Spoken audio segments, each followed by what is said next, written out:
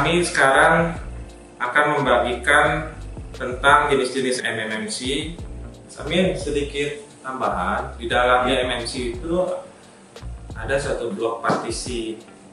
Itu salah satunya blok partisi NAND atau NAND disebutnya. Nah, terus dari setiap partisi di MMC itu ada 4 partisi dasar, yaitu boot 1, boot 2, dan juga ada partisi RPMB dan partisi user data. Partisi boot 1 dan boot 2 dipakai oleh pabrikan untuk mengisi semacam yang biasa kita sebut firmware ya, oleh pabrikan dimasukkan di situ. Nah, kemudian partisi RPMB itu singkatan dari Replay Protecting Memory Block. Keren ya namanya. Nah, itu yang membedakan dengan si flash, karena ada RPMB tersebut itu tempat menyimpan security dari pabrikan, sehingga dengan MMC security-nya lebih tinggi dibandingkan, tingkat keamanannya lebih tinggi dibandingkan IC flash yang generasi sebelum MMC itu. Ya, IC flash kan hanya penyimpanan data, sementara MMC tadi yang saya sebut ada blok partisi boot 1, boot 2, dan juga partisi untuk security-nya, sehingga dia lebih advance atau lebih maju dibanding IC flash.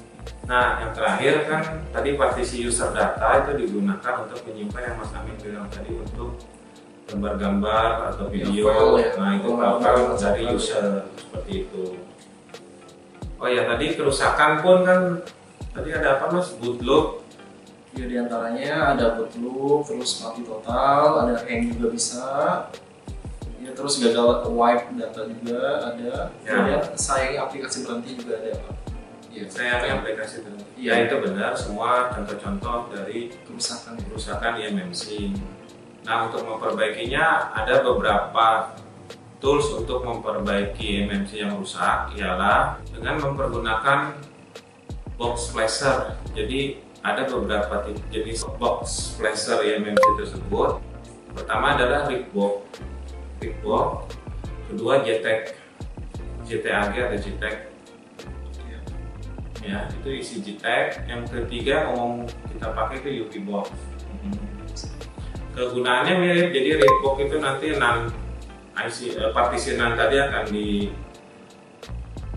dihapus, kemudian diisi kembali datanya oleh si Rigbox tersebut. Sementara untuk isi JTAG itu merupakan tools yang cukup powerful untuk memperbaiki MMC,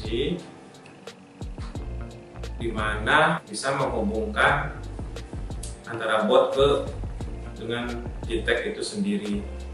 Yang terakhir UV box itu karya Indonesia atau bangsa kita sendiri dan cukup powerful dalam memperbaiki MMC.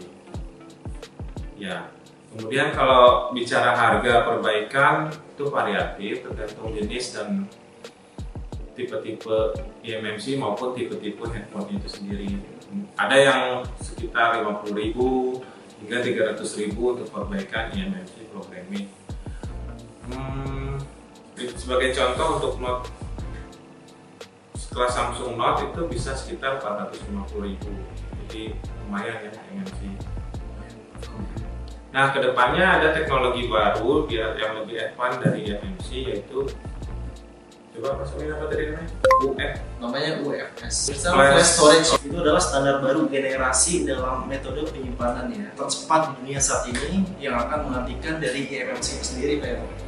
Pertama dirilis UFS itu adalah pada saat tahun 2011. Pada saat itu UFS masih versi 1.0,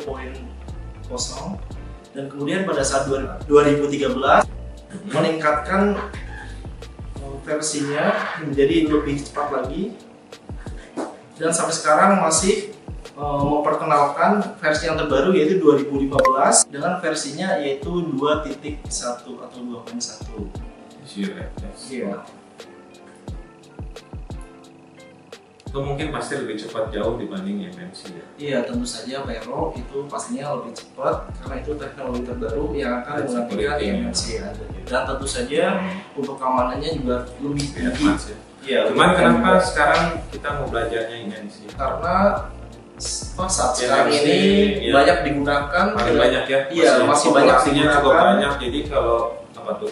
Masih banyak digunakan. Bisa nilai bisnisnya lebih besar, ya, peluangnya besar, lebih banyak sekali. Tentunya kalau IMMC bisa, UFS juga pasti bisa ya. Ya, dan di sini juga saya akan memberikan sedikit penjelasan ya, hal apa sih yang akan dilakukan jika handphone kita itu terindikasi mengalami kerusakan pada IMMC Pak Heru. Di sini apa penanganan utama yang akan kita lakukan? Yaitu misalnya kita harus mengecek terlebih dahulu untuk file-filenya kira-kira memenuhi penyimpanan internal atau tidak. Nah, setelah itu kita akan menghapus file-file yang mungkin tidak perlu, misalnya kayak gambar, video. Kemudian, tapi setelah tidak menyelesaikan masalah itu sendiri, kita lakukan wiping data atau reset ya, teman-teman. Hilang dong data saya, Pak. Ya, sebelumnya harus di backup terlebih dahulu, teman-teman, ya, biar datanya tidak hilang.